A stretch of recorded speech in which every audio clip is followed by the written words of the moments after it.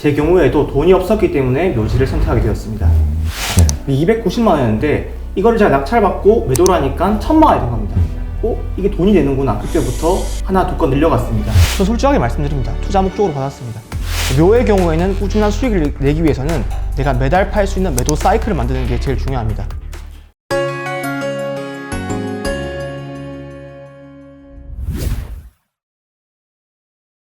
안녕하세요. 매경 자이언트TV의 안갑성 기자입니다. 최근 부동산 시장 침체기를 맞아서 적당한 집을 싸게 살 수 있는 부동산 경매 투자 관심 많으실 것 같은데요. 오늘은 특별히 부동산 대신 좀 특별한 물건을 경매를 해서 400만 원, 그래서 시드머니 400만 원으로 시작해서 70억 원이 넘는 이런 자산을 일구신 분을 모셔봤습니다. 최근 대한민국에서 묘지 경매 1인자의 노하우를 담은 책인 경쟁 말고 독조 마라 펴내신 경매 노마드 도강민 작가님 모시고 말씀 나눠보겠습니다. 안녕하세요. 안녕하십니까. 경쟁 말고 독조 마라. 사실 저는 이 책이 뭔가 주식 투자 관련한 얘기일 줄 알고 좀 봤는데 되게 묘지 경매더라고요. 맞습니다. 그래서 묘지라고 하면은 보통 이제 되게 관리 관계가 복잡할 것 같다는 이제 좀 생각이 드는데 보통 이제 부동산 하면 기본적으로 좀 환등성이 떨어지는 자산이지 않습니까? 그러다 보니까 뭐 흔히 말하는 역세권의 대단지 아파트를 사라 뭐 이런 얘기가 많이 나오는데 작가님께서는 부동산 투자법인 대표로 지금 이제 활동하고 계시잖아요. 네, 맞습니다. 그래서 이제 작가 겸 대표님이신 셈인데 이제 다양한 부동산 물건 중에서도 왜 묘지 경매를 선택하셨는지 궁금합니다. 당연히 누구나 이제 강남 아파트, 강남 빌딩을 가지고 싶어 합니다. 근데 좋은 물건들은 가격이 비싸기 때문에 우리가 쉽게 건질 수가 없죠. 제 경우에도 돈이 없었기 때문에 묘지를 선택하게 되었습니다. 그러면 뭐 돈이 없었다라고 하시기에는 뭐 그런 성공 스토리를 좀 궁금해하실 것 같아요. 돈이 없었는데 어쨌든 지금에서는 그 부동산 투자법인의 대표로서 활동하고 계시니까 좀 그 투자 과정, 히스토리를 좀 말씀해 주실 수 있나요? 제가 처음 경매 공부할 때 상가 월세 받는 건물주를 꿈꿨습니다. 근데 돈이 없다 보니까 이제 가격이 저렴한 걸 찾았고 묘를 낙찰받게 됐습니다. 290만 원이었는데 이거를 제가 낙찰받고 매도를 하니까 1000만 원이 된 겁니다. 이게 돈이 되는구나. 그때부터 하나 두 건 늘려갔습니다.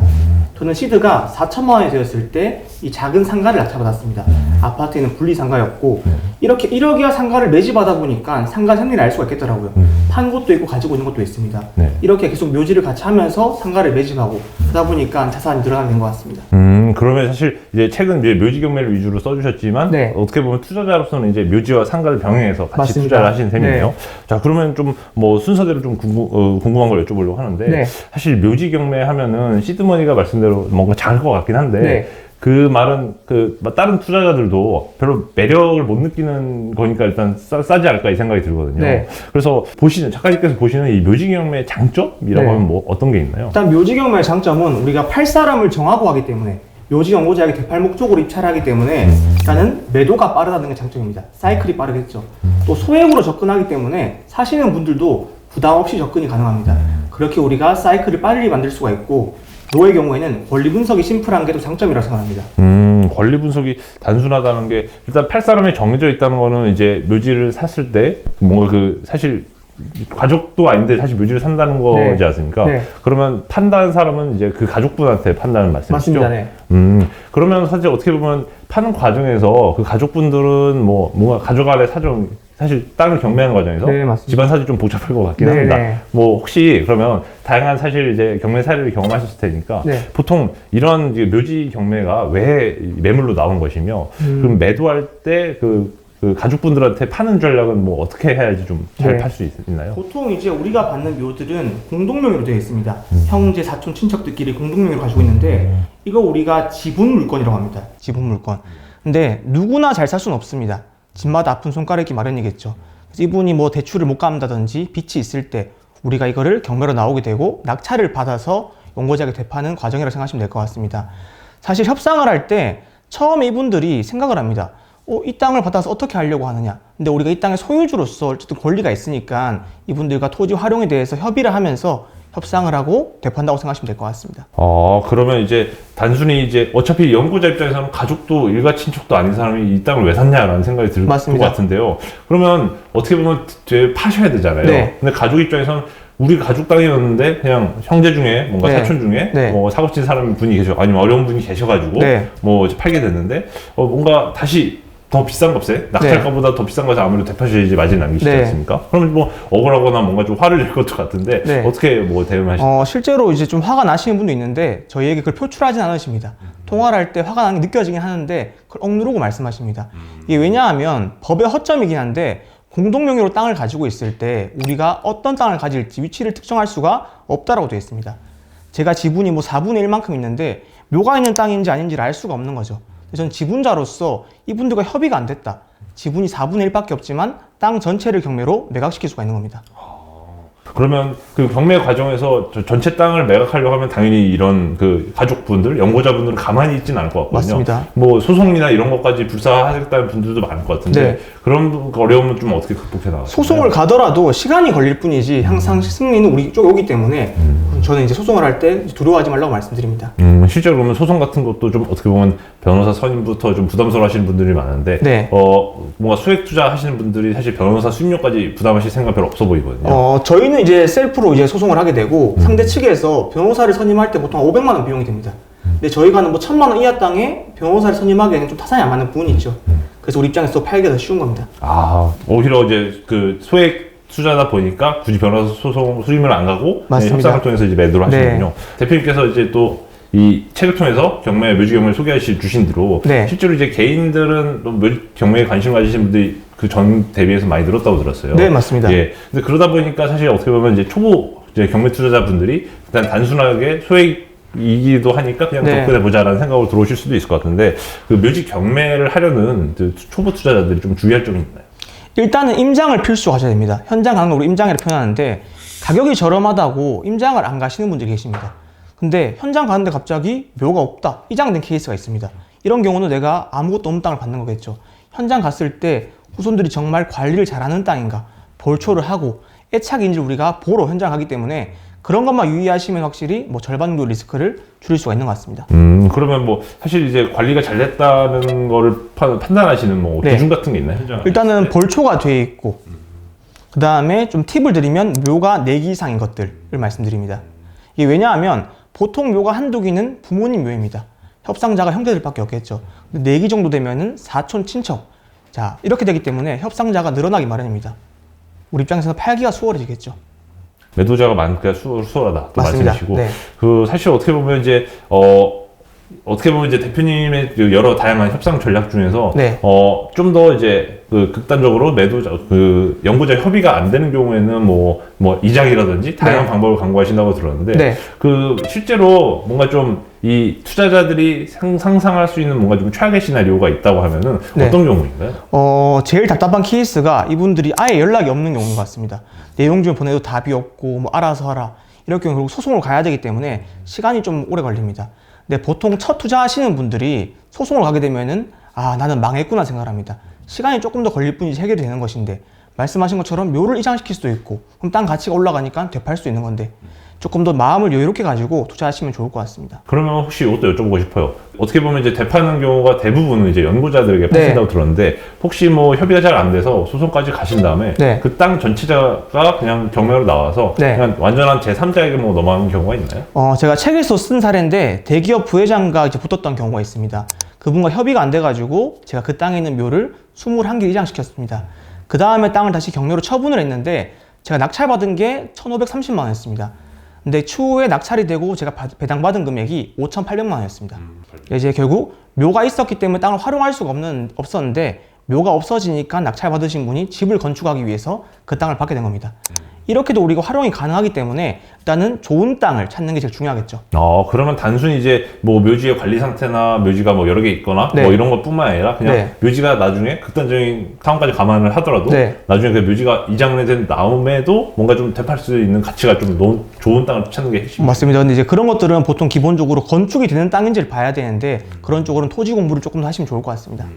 뭐 토지의 용도나 이런 것까지 좀 같이 보셔야 된다는 말씀을 해주신 것 같은데 사실 어떻게 보면 이제 좀 전에 말씀하신 대로 이제 대기업 부회장과 뭐 이제 소송한 사례가 있다고 하셨는데 네. 사실 보통 대기업 부회장이라고 하면은 되게 좀 빵빵한 네. 변호사 자문단을 가지고 뭔가 좀 그냥 평범한 사람이랑 애초에 소송을 갈 생각 별로 안 할 것 같은데 네. 좀 뭐 대기업 부회장과 어떻게 좀 이 승리하게 되셨는지 좀 그거 여쭤봐도 되나요? 일단은 저는 약간 좀 꿈이 크기 때문에 위에 있는 사람과 붙어보고 싶었습니다. 제가 위로 올라갔을 때 그런 사람들 많이 만날 거기 때문에 한번 붙어보고 싶었었고, 어쨌든 우리가 똑같은 법률을 가지고 싸웁니다. 변호사가 뭐 대단한 로펌이라 하더라도 저 똑같은 법을 보고 하기 때문에 자신 있었습니다. 그러면 그때도 셀프 소송을 이렇게 맞습니다. 진행하신 모든 거예요? 과정을 제가 셀프로 했습니다. 아, 그렇군요. 그러면 이것도 여쭤보고 싶어요. 만약에 그 대기업 부회장과 건에 대해서는 되게 이제 어떻게 보면 셀프 소송을 불사하시면서 어쨌든 네. 끝내 이 승리를 하셨는데, 네. 좀 그냥 대표님께서 그냥 겪으면서 아니면 뭐 주변에 지인 사례라도 좋으니까 네. 혹시 뭐 이 묘지 경매를 하면서 좀 이 실수하거나 실패한 사례가 있다면 좀 말씀. 실패한 사례는 결국 소송을 갔을 때 다 해결이 했기 때문에 뭐 실패했다기보다는 시간이 조금 더 걸린 사례들이 있고, 실패할 뻔한 사례가 이제 사진상에 묘가 있었는데 현장에 가니까 묘가 이장된 케이스였습니다. 현장 임장을 통해서 실패를 극복했던 케이스죠. 또 제가 한번 지인분의 물건을 대신해 준 적이 있었는데, 제 경우에는 소송을 하더라도 결국 시간이 걸릴 뿐인지 이기는 걸 알고 있습니다. 네, 지인의 경우가 경매가 처음이었는데 이 물건을 소송을 가버린 겁니다. 되게 불안할 수밖에 없죠. 그분을 좀 다독이고 마인드 컨트롤 시키는 게 제일 힘들었던 것 같습니다. 그렇군요. 사실 뭔가 지인 같은 경우는 또 본인 일이면 네. 그냥 본인이 스스로 해결해 보시면 되는데 네. 지인까지 또 협상을 같이 하셔야 되니까 좀 고민이 되실 거예요. 맞습니다. 네. 그러면 또 이것도 궁금하실 것 같아요. 어쨌든 이제 자세한 내용을 사실 책을 보시면 더 소개가 많이 돼 있긴 한데, 어쨌든 이 묘지 경매가 워낙 또 특수한 분야다 보니까 네. 이 어디서부터 시작하면 좋을지부터 고민을 많이 하실 것 같아요. 네. 그래서 그 대표님께서는 이제 묘지 경매를 할 때 뭐 어떤 단계부터 뭐 시작을 하시나요? 일단은 물건 검색을 하는 게 제일 중요한 것 같습니다. 우리가 물건 볼 때 뭐 대법원 경매 사이트, 공매는 온비드라는 사이트 볼 수가 있는데, 두 사이트의 장점은 무료라는 겁니다. 무료이기 때문에 내가 비용이 들지 않는데, 단점이 뭐냐면 무료다 보니까 등기부등본을 지원해주지 않습니다. 근데 우리는 항상 이 공유자들의, 가족들의 관계를 파악해야 되겠죠. 그렇기 때문에 등기부등본을 필수적으로 봐야 됩니다. 그래서 제 경우에는 유료 경매 사이트를 이용하고 있습니다. 그러면 이것도 여쭤보고 싶어요. 이제 사실 이제 평소 뭐 이렇게 이제 개인 유튜브 채널도 이제 경매 노마드 채널을 운영하고 네. 계시지 않습니까? 거기서도 이제 강조해 주시는 게 등기부등본 보는 법도 꼭 익혀야 된다라고 네. 말씀하시는데, 당연히 이건 부동산 투자자라면 누구나 이제 부동산 등기부 잘 보는 법을 이제 공부를 하셔야겠지만, 뭐 묘지 경매 시 이제 보통 이제 가족 관계를 많이 보신다고 했는데, 네. 그런 등기부 등본을 뗄 때 묘지 경매에 있어서 좀 유달리 주목해야 될 포인트가 있나요? 사실 묘지 경매는 아까 제가 서두에 권리 분석이 간단하다고 말씀드렸습니다. 왜냐하면 그거 말고는 볼 게 없습니다. 왜냐하면 집 같은 경우에는 근저당 같은 게 설정되지만, 묘의 경우에는 지분이고 누가 선산에 근저당을 잡겠습니까? 거의 그런 경우 없습니다. 근데 간혹 이런 경우가 있습니다. 선순위 가등기라고 매매 예약을 한 상태에서 경매로 넘어오는 경우가 있습니다. 이런 것들은 한 1000건에 한두 건 가량 있는데 유의하시면 좋을 것 같습니다. 공유 지분에 대해서도 좀 네. 항상 강조해 주시는 게, 이제 소송까지 갈 수 있는데도 어쨌든 필승 전략이 있다. 왜냐면 판례상 어쨌든 공유 지분에 대해서는 어쨌든 전체 토지를 경매로 넘길 수 네, 있다고 네. 말씀해 주셨는데, 혹시 이 공유 형태나 뭐 이런 거에 따라서 소송에 질 가능성이 있는 경우도 있나요? 공유 형태 중에서 공유와 합유라는 게 있습니다. 우리가 공동명의는 공유자로 볼 수가 있는데, 합유란 뭐냐면 합유자 개인이 혼자서 이 땅을 처분할 수가 없는 겁니다. 즉 아까 제가 말씀드린 공유물 분할이라는 게 안 되기 때문에 이런 합유의 형태는 유의하시는 게 좋습니다. 그러면 평소 대표님께서 쓰시는 이제 전략 중에 하나는 공유물 분할 소송을 통해서 최종적으로 뭔가 권리를 확보하는 맞습니다. 그런 이 땅에 대해서 처분을 할 수도 있고, 또 이분들이 묘에 쓰는 것에 대해서 우리가 지료 청구 또한 가능합니다. 지료 청구를 하면 이제 땅에서 임대료를 받듯이 받는 개념이시죠? 맞습니다. 근데 현실적으로 이제 지료 청구를 하면 그 비싼 가격은 아닐 것 같은데, 맞습니다. 뭐 이렇게 가는 사례도 있나요? 사실 저도 그래서 지료 청구가 핵심 수단은 아니라고 말씀드립니다. 어쨌든 땅을 처분할 수 있는 게 더 좋은 사례이기 때문에 그걸 잘 이용하시면 좋을 것 같습니다. 기본적으로 이제 시세 차이 맞습니다. 노리는 투자니까요. 또 이것도 여쭤보고 싶은데, 기본적으로 묘지 경매라는 게 이제 기본적으로 시세 차익에 초점을 맞춘 그런 네. 투자인데, 또 부동산 지료 같은 경우는 보통 이제 시세가 어느 정도 되는지 모르지만, 네. 뭐 이제 이자나 뭐 배당처럼 이제 다달이 들어온 수익으로 삼기는 별로 부적절한 맞습니다. 이유가 네. 있나요, 특별히? 왜냐하면 워낙 소액이기 때문에 뭐 지료 감정하더라도 되게 소액으로 나옵니다. 우리가 푼돈 받으려고 투자를 하는 거 아니지 않습니까? 묘의 경우에는 꾸준한 수익을 내기 위해서는 내가 매달 팔 수 있는 매도 사이클을 만드는 게 제일 중요합니다. 매도 사이클 만드는 게 중요하다고 하셨는데, 그럼 네. 대표님께서 실제로 이 투자하시면서 사실 시세 차익은 계속 사고 팔아야지만 뭔가 현금 흐름이 들어오는 네. 구조인데, 어느 정도로 좀 해야지 이렇게 다달이 이렇게 좀 현금 흐름을 만들 수 있나요? 제 경우에는 지금도 매달 4-5건 가량 매도하는데 사실 처음부터 저처럼 하시기 어려울 겁니다. 그래서 내가 6개월 가량을 집중한다 생각하시고 한 달에 한 건 매도를 목표하시면 좋을 것 같습니다. 네, 초보분들은 한 달에 한 건. 네, 그렇게 하더라도 뭐 예. 500, 700, 1000 벌기는 되게 좋은 투자니까. 그렇군요. 그리고 이것도 여쭤보고 싶은데, 사실 묘지 경매라고 하면 그냥 무덤 근처로 가는 게 싫어서, 뭐 네. 그런 이유로 사실 뭐 심리적인 부담을 느끼시는 분도 있을 것 네. 같고, 아니면 협상 과정에서 가족분들, 네. 묘지에 뭐 일가 친척분들과 좀 다툴 수도 있는 그런 여지가 있는 것 때문에 어쨌든 좀 꺼리는 부분도 있을 것 같은데, 실제 작가님께서 하시면서 뭐 다양한 협상 전략이나 아니면 뭐 소송 과정에서 좀 네. 이길 수 있는 전략이 있다면 좀 소개. 사실 심리적인 저는 게임이라고 생각합니다. 경매의 경우에. 근데 묘를 처음 하시는 분들이 되게 당황하는 게 공유자의 의중을 파악하지 못하는 경우가 있습니다. 낙찰을 받고 처음 내용 증명을 발송했는데 공유자가 전화가 옵니다. 알아서 해라. 그러면 사람들이 생각을 합니다. 아, 망했구나. 근데 실제로 이 사람들이 그런 마음은 아니라는 겁니다. 일부러 우리에게 조금 더 싸게 살려고 버팅기는 건데 사람들이 그때 협상이 안 되는 줄 압니다. 근데 아까 말씀드렸듯이 시간은 우리 편이기 때문에 결국 소송을 가더라도 살 사람들은 사게 돼 있고 이 땅이 중요하기 때문에 우리 이 땅의 가치를 보고 잘 들어가시면은 협상 자체는 사실 뭐 중학생이라도 할 수 있다고 저는 생각합니다. 사실 그 무덤에 관련된 그런 네. 이제 연구자 분들을 이제 대하실 때 네. 뭐 되게 다양한 케이스가 있을 것 네. 같거든요. 가장 흔한 그 뭔가 전개되는 그런 과정은 어떻게 되나요? 이분들은 저희가 이 땅을 왜 낙찰받았는지를 제일 궁금해합니다.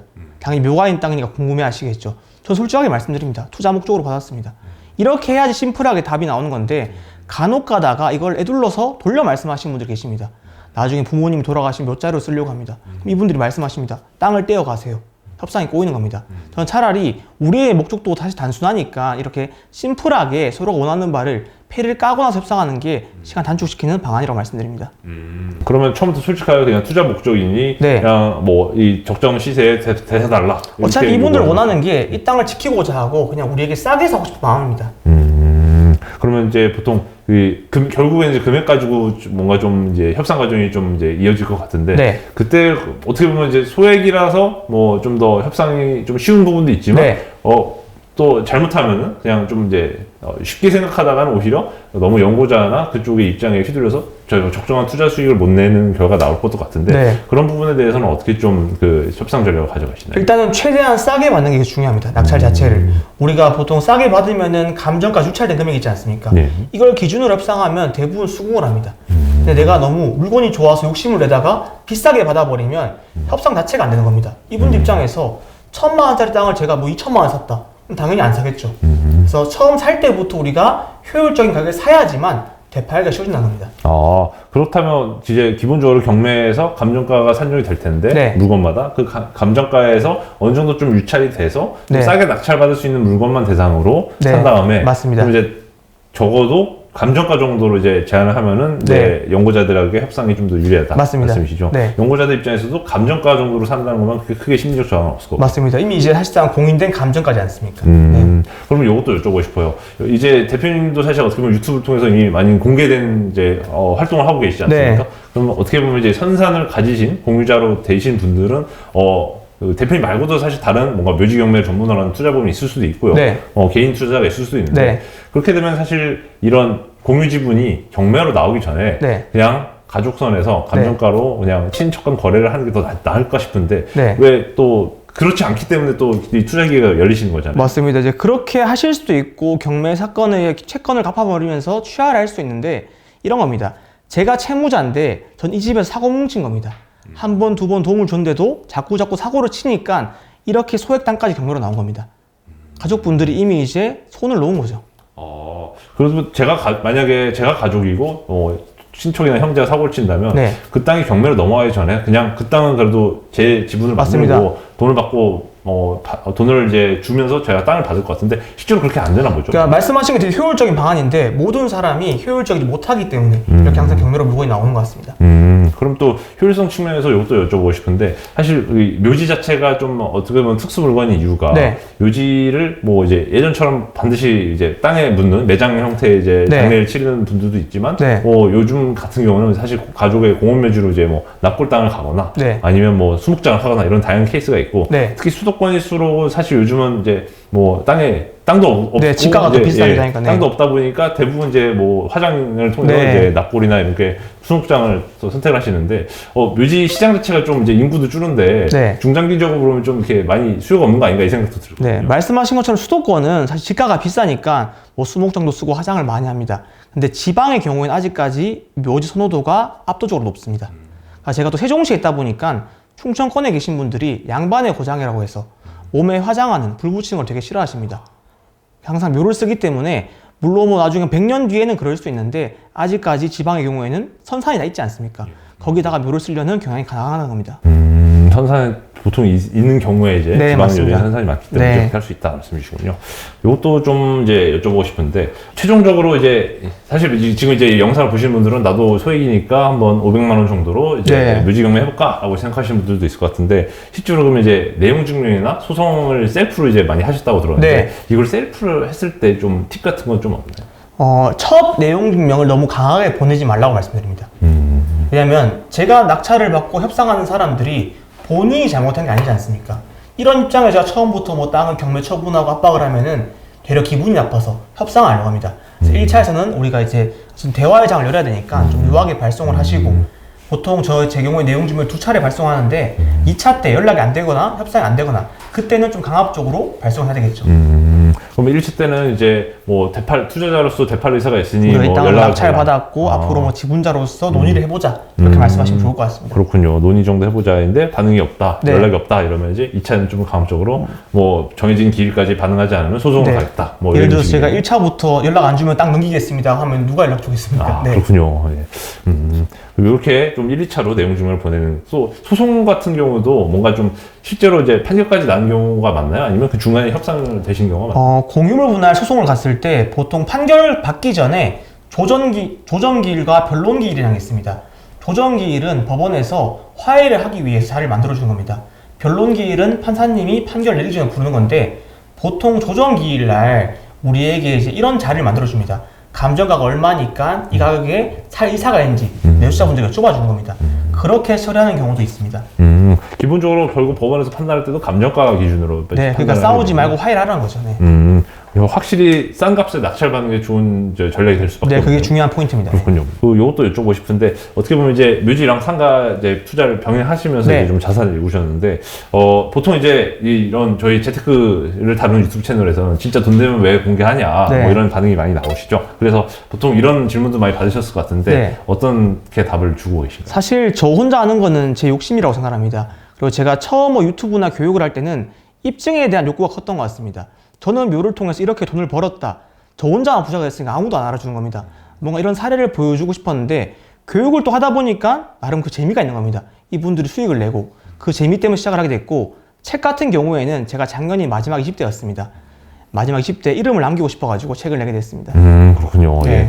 확실히 이제 묘지경매 1인자로서 이제 좀 입지는 확실히 구축하신 것 같은데 네. 경매 노마드로서 지금도 이제 여전히 활발하게 경매를 하고 계신데 네. 그러면 이것도 궁금할 것 같아요. 사실 이제 이미 공개적으로 활동하신 만큼 네. 또 묘지경매가 뭐 법원 경매나 공경매 같은 경우는 일반인들도 그냥 충분히 접근 가능한 만큼 네. 누구나 일단 진입 자체는 할 수 있는 시장 같거든요. 네. 그러면 대한민국 묘지경매 1인자로 하실 수 있을 때 본인이 가진 그런 차별화된 강점이 있다면 어떤 점? 혹시 압도적인 경험이라고 생각합니다. 제 경우에는 이 물건을 봤을 때 아니면 협상할 때 이런 상황일 때 대략 사이즈가 나옵니다. 앞으로 어떻게 진행이 되겠다. 그만큼 많은 물건을 해봤기 때문에 모든 케이스를 알고 있다는 게 제 장점인 것 같습니다. 그러면 좀 다양한 경험을 갖고 계시니까 네. 좀 기상천외한 사례들도 많이 겪으셨을 것 같은데 네. 뭐 지금까지 공개되지 않은 뭔가 네. 개인 방송에서도 안 하신 뭐 네. 서너 가지 정도 좀 공개를 해주실 수 있는 좀 특이한 그 케이스들이 있나요? 이거는 제가 책에서도 말씀 안 드렸던 사례 같은데 이 땅을 제가 이제 임장을 갔다가 현장 가서 이제 보니까 낙찰을 받았습니다. 관리 잘 돼가지고. 근데 알고 보니까 그 공유자분들의 묘가 아니었던 겁니다. 근데 이게 봤으면 땅의 경계가 붙어 있는 것들이 있지 않습니까? 네. 근데 이 땅 앞에 있는 땅 주인들의 묘였는데 이분들이 이 경계를 모르고 이 뒤에다가 묘를 써버린 겁니다. 아, 남의 땅에 묘를 쓴 거네. 네, 맞습니다. 아, 근데 이분들이 다행히 20년이 되지 않았기 때문에 저희가 이제 압박을 해서 할 수 있었고 20년이 지나면 이 분묘 기지권이 생겨버립니다. 할 수가 없는데 다행스럽게 잘 해결했던 케이스가 있었습니다. 아, 그렇군요. 그런 경우는 이제 분묘기지권이 없으니까 이장하셔라. 네, 뭐 얘기를 맞습니다. 하셨겠군요. 그러니까 되게 놀랬던 케이스였죠. 예, 인정까지 해서 이 네. 묘지도 관리도 잘 된 거 확인했는데 네. 남의 땅에 그냥 알고 묘지 보니까 쓰는 거다. 이제 다른 분들의 땅 묘였던 겁니다. 네. 아, 그런 거였군요. 알겠습니다.